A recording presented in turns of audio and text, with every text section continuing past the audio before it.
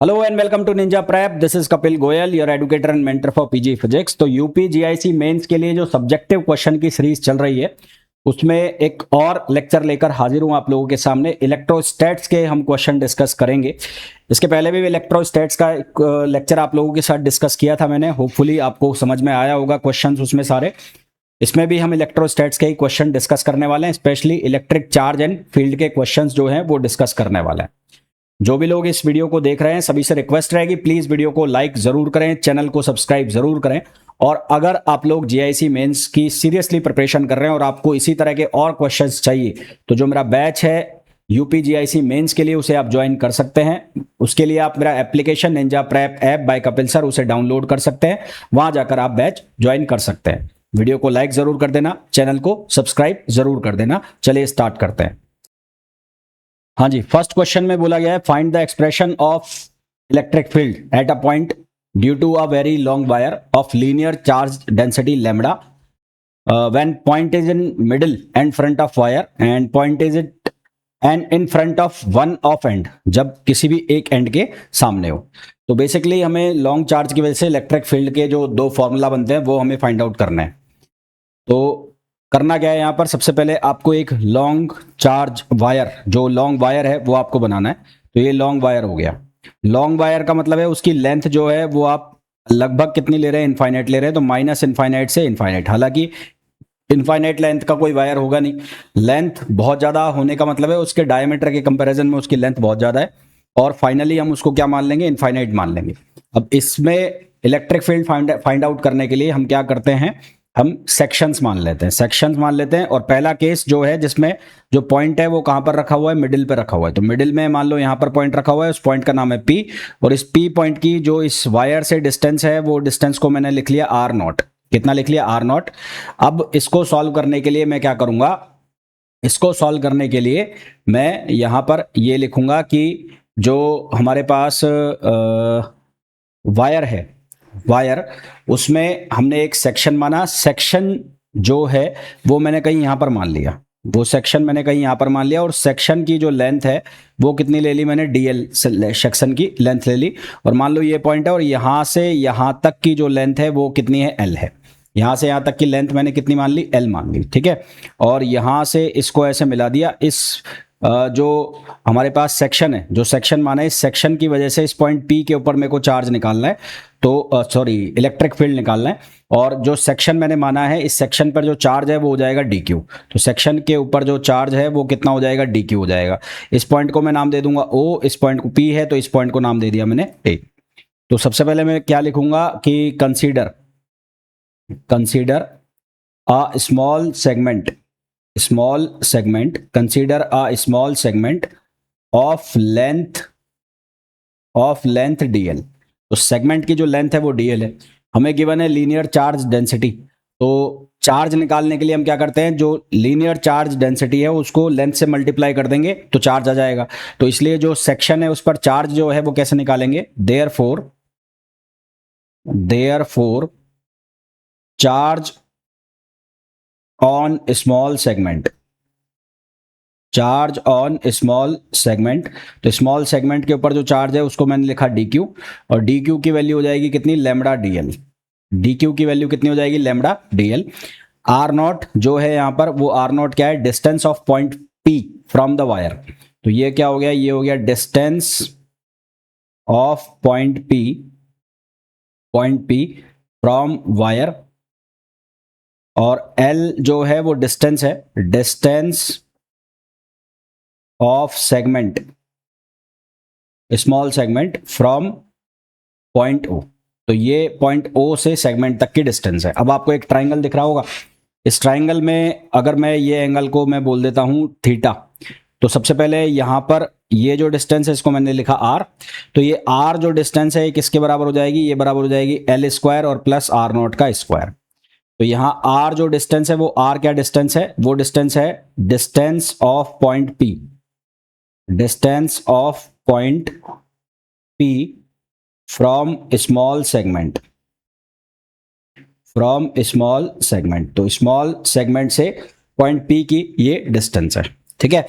अब एक बार मैं वापस से डायग्राम बना लेता हूं। वापस से डायग्राम जो हमें काम आएगा, केवल वही डायग्राम बना रहा हूं मैं। तो एक बार मैंने वापस से डायग्राम बनाया, ये पॉइंट है P और इसके ऊपर मेरे को इलेक्ट्रिक फील्ड निकालना है। तो ये इलेक्ट्रिक फील्ड की जो डायरेक्शन है वो किधर होगी, अवे फ्रॉम द पॉइंट। यहाँ पर जो चार्ज है वो कितना है, dq है, और ये जो डिस्टेंस है वो r0 है, ये डिस्टेंस l है, और यहाँ पर जो डिस्टेंस है वो r है। तो यहाँ पर जो इलेक्ट्रिक फील्ड आएगा वो आएगा dE, और यहाँ पर जो एंगल मैंने लिया है, कितना लिया है, थीटा एंगल लिया है। कितना एंगल लिया हुआ है, थीटा एंगल लिया हुआ है, ठीक है। तो ये dE इलेक्ट्रिक फील्ड आएगा। तो इलेक्ट्रिक फील्ड जो ड्यू टू पॉइंट चार्ज वो कितना होता है, के क्यू अपॉन आर स्क्वायर। तो यहाँ पर जो चार्ज है वो कितना हो गया, डी क्यू हो गया। तो वी, तो यहां से हम लिखेंगे electric field, electric field at point P, at point P due to charge D Q, due to charge D Q. तो डी क्यू चार्ज की वजह से पी पॉइंट के ऊपर हम इलेक्ट्रिक फील्ड लिखेंगे, तो उसको हम लिखेंगे डी से, और ये वैल्यू क्या लिखी जाएगी, k d q upon r square. ये वाले डिस्टेंस आर और डी क्यू जो ये चार्ज हो गया, ठीक है। अब डी क्यू जो है उसकी वैल्यू मैंने ऑलरेडी निकाली थी, कितनी निकाली थी, लैम्बडा डी एल। तो यहाँ पर डी क्यू की वैल्यू रख दूंगा, तो ये हो जाएगा के लैम्बडा डी एल, और ये हो जाएगा आर स्क्वायर, ठीक है। अब ये ट्राइंगल के देखो, तो फ्रॉम ट्राइंगल, तो इस ट्राइंगल से हमें क्या मिल रहा है, हमें टेन थीटा की वैल्यू मिल रही है। तो टेन थीटा जो है वो किसके बराबर लिखा जाएगा, वो लिखा जाएगा l upon r naught. Tan theta जो है एल अपॉन आर नॉट, तो यहां से एल जो है उसकी वैल्यू बनेगी आर नॉट टेन थीटा। क्या बनेगी, आर नॉट टेन थीटा। अगर मैं इसको पार्शियली डिफरेंशिएट कर दूं, तो पार्शियली इसको मैं अगर डिफरेंशिएट करूं, पार्शियली डिफरेंशिएट करूंगा, तो यहां से मेरे को क्या मिलेगा, डीएल, ये बनेगा आर नॉट। टेन थीटा का डिफरेंशिएशन होगा सेक स्क्वायर थीटा, और ये हो जाएगा डी थीटा। तो ये हमारे पास किसकी वैल्यू हो जाएगी, डीएल की। तो ये जो डीएल की वैल्यू है मेरे को कहाँ रखनी है, यहाँ पर रखनी है। और इसी ट्राइंगल से मेरे को एक और चीज मिल रही है, and from triangle cos theta की जो वैल्यू है वो कितनी होगी, वो होगी are naught upon are.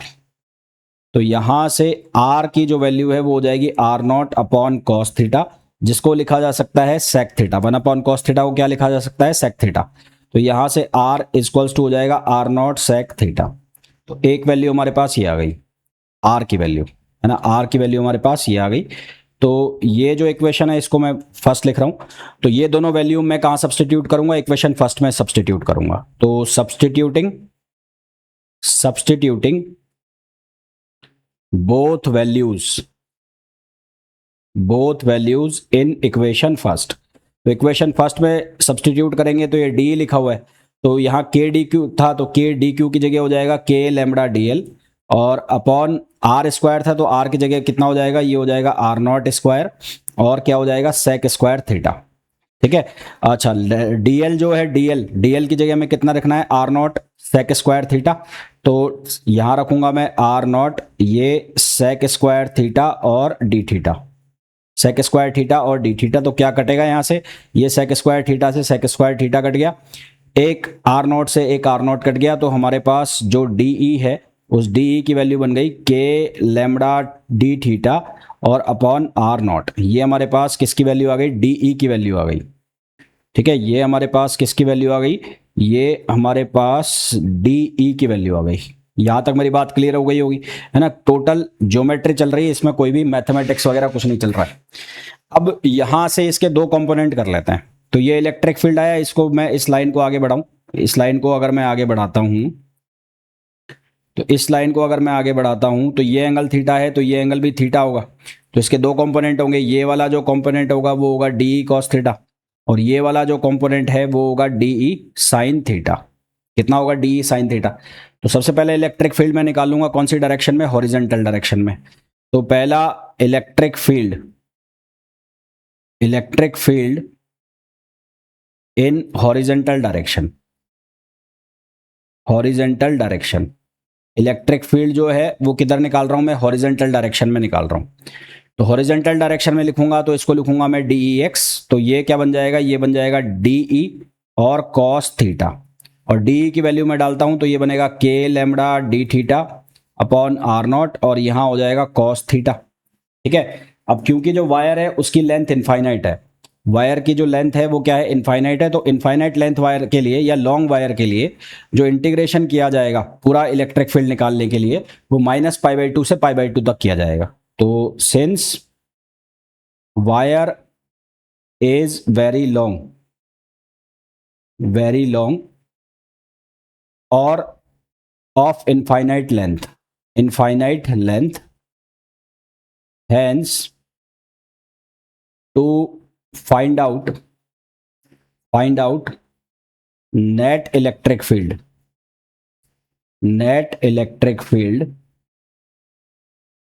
integration limit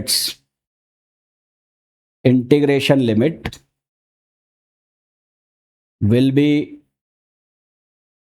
taken as -π/2 to +π/2। तो जो इंटीग्रेशन लिमिट है वो कहां से कहां तक ली जाएगी, -π/2 से और π/2।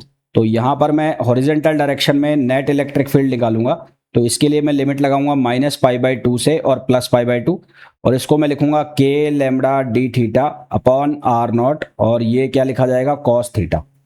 तो अब यहाँ पर जो कांस्टेंट है उसको बाहर निकाल दो। तो कांस्टेंट कौन है, कांस्टेंट है के लैम्बडा और अपॉन r0, ये सारे कांस्टेंट हो गए। cos थीटा का जब आप इंटीग्रेशन करोगे तो cos थीटा का इंटीग्रेशन आएगा sin थीटा, तो ये हो गया sin थीटा, और यहां से आप लिमिट लगाओगे -π/2 से और +π/2।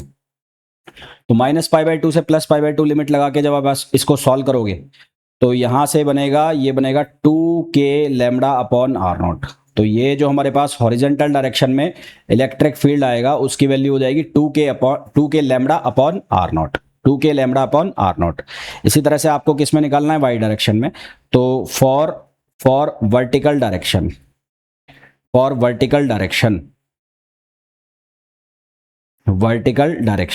तो वर्टिकल डायरेक्शन के लिए ई वाई का जो फॉर्मूला है डी ई वाई का, वो क्या बन जाएगा, वो बन जाएगा डी ई, और ये बन जाएगा साइन थीटा।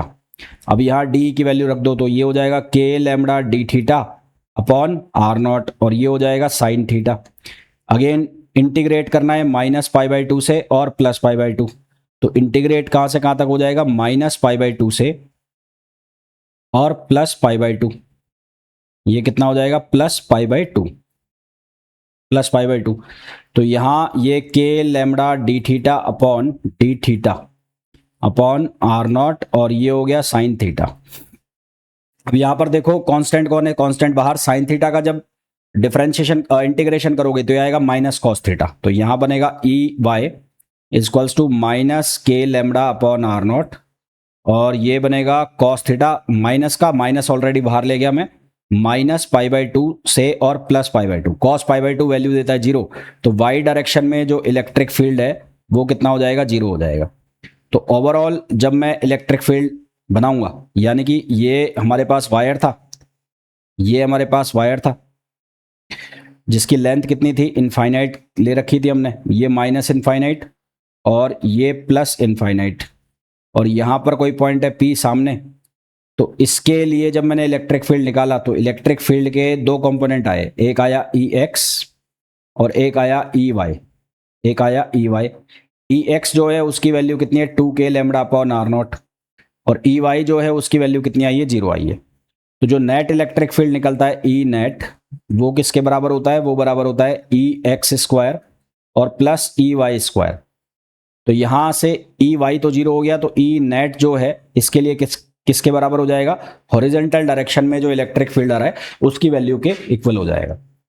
हॉरिजेंटल डायरेक्शन में जो इलेक्ट्रिक फील्ड आ रहा है उसके इक्वल हो जाएगा। क्या यहां तक मेरी बात क्लियर है? अच्छा, ये तो हो गया पहला case.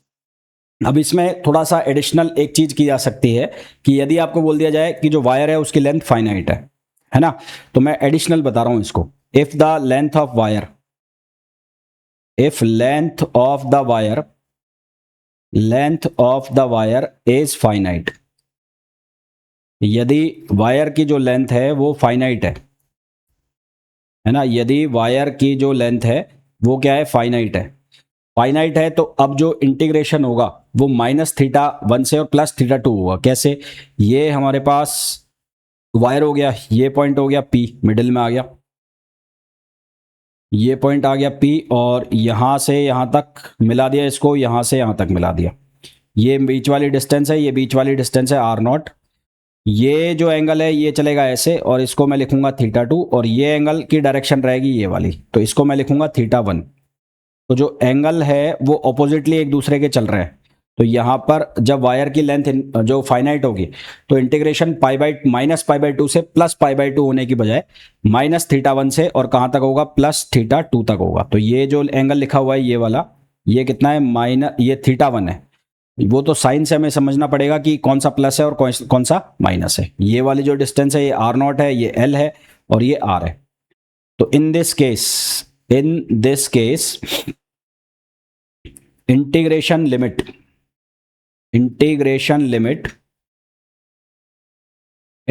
Limit will be -θ1 to +θ2। तो इंटीग्रेशन लिमिट जो है वो सिर्फ चेंज होगी और वो कहां से कहां तक होगी -θ1 से +θ2 तक। अब जब आप इंटीग्रेशन करोगे तो Ex जब आप निकालोगे तो अब आप लिमिट लगाओगे -θ1 से और +θ2।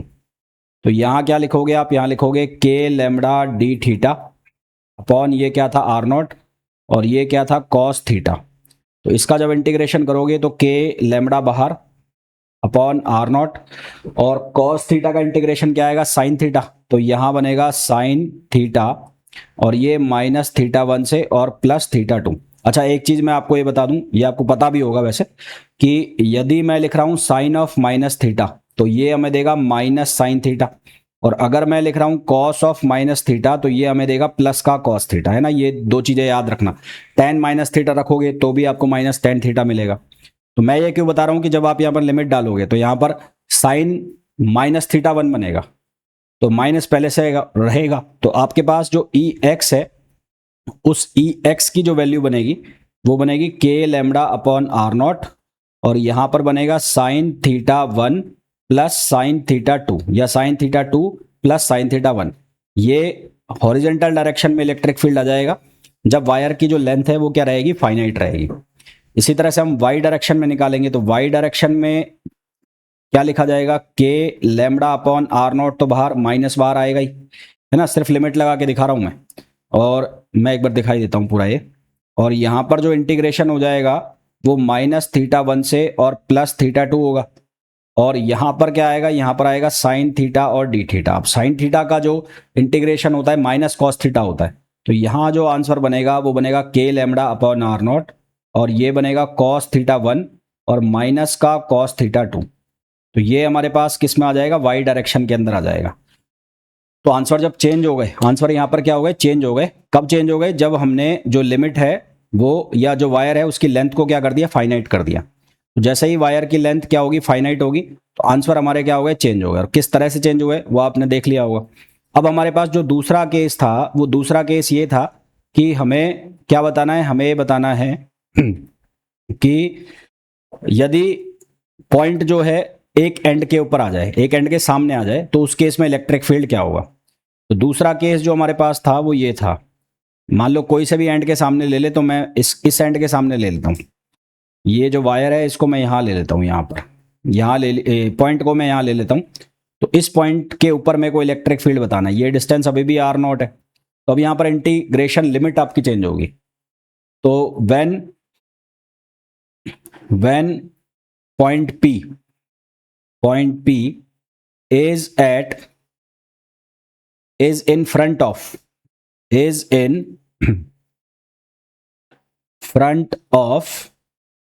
one of the end, दोनों एंड में से किसी के एक सामने हो। तो उस केस में मान लो ये वाला एंड है, तो अगर मैंने यहां रखा है तो उस केस में क्या होगा, जो θ1 है इस वाले केस में θ1 की वैल्यू क्या हो जाएगी, θ1 की वैल्यू हो जाएगी π/2 और जो θ2 है उसकी वैल्यू हो जाएगी 0। θ1 की वैल्यू हो जाएगी π/2 और θ2 की वैल्यू हो जाएगी 0। और अगर मैं यहाँ रखता यहाँ पर तो यहाँ रखते तो θ2 जो है उसकी वैल्यू हो जाती π/2 और θ1 जो है उसकी वैल्यू हो जाती 0। तो अब आपको कुछ नहीं करना है, आपको जो फॉर्मूला आपने निकाला कौन सा वाला, ये वाला, यहाँ पर आपको वैल्यू रख देनी है। तो जब आप हॉरिजॉन्टल डायरेक्शन में निकालोगे Ex की वैल्यू, तो यहां पर जब आप हॉरिजेंटल डायरेक्शन में निकालोगे ई एक्स तो ये बनेगा k lambda upon r naught, और यहां पर साइन एक वैल्यू रख दो π/2 और एक वैल्यू रख दो साइन 0। तो ये बनेगा ई एक्स इक्वल्स टू, ये बनेगा k lambda upon r naught, और आप इसको ऐसे लिख सकते हो लैम्बडा अपॉन 4πε0 आर नॉट। तो ये एक्स डायरेक्शन के अंदर इलेक्ट्रिक फील्ड आ जाएगा। और इसी तरह से जब आप वाई में निकालोगे तो वाई में लिखा जाएगा के लैम्बडा अपॉन आर नॉट और कॉस थीटा 1। तो कॉस थीटा 1 यानी कि यहां पर क्या लिखा हुआ था, cos theta 1 minus cos theta 2। तो थीटा 1 की वैल्यू कितनी है यहाँ पर π/2, तो यहां पर कितना लिखा जाएगा कॉस π/2 और माइनस कॉस 0। तो ये जो ई वाई है इसकी जो वैल्यू बनेगी ये बनेगी माइनस के लैम्बडा अपॉन आर नॉट, या इसको आप लिख सकते हो माइनस लैम्बडा अपॉन 4πε0 और आर नॉट। तो ये वैल्यू बन जाएगी किसकी, ई वाई की। ठीक, तो यहां से जब इसमें हम नेट इलेक्ट्रिक फील्ड निकालेंगे तो एक्स डायरेक्शन में नेट ये आएगा और वाई डायरेक्शन में नेट आएगा ये। तो इनका जो रिजल्टेंट जाएगा वो कैसे जाएगा, ऐसे जाएगा। तो जब इसका रिजल्टेंट निकालोगे ई, तो रिजल्टेंट इलेक्ट्रिक फील्ड जो निकलेगा ई, उसकी वैल्यू किसके बराबर होगी, वो होगा e x square plus e y square. तो क्योंकि दोनों का मैग्नीट्यूड सेम है तो यहां से ई जो है रिजल्टेंट वो कितना आ जाएगा 2e√2। रिजल्टेंट इलेक्ट्रिक फील्ड कितना आ जाएगा, e√2। ठीक है, e√2। ये किसकी वैल्यू हो जाएगी, ई नेट की वैल्यू हो जाएगी। ये कौन सा केस में, जब किसी भी एक एंड के सामने पॉइंट को रख दिया तो उस केस में इलेक्ट्रिक फील्ड निकालने का ये फॉर्मूला हमारे पास आ जाएगा। ठीक है।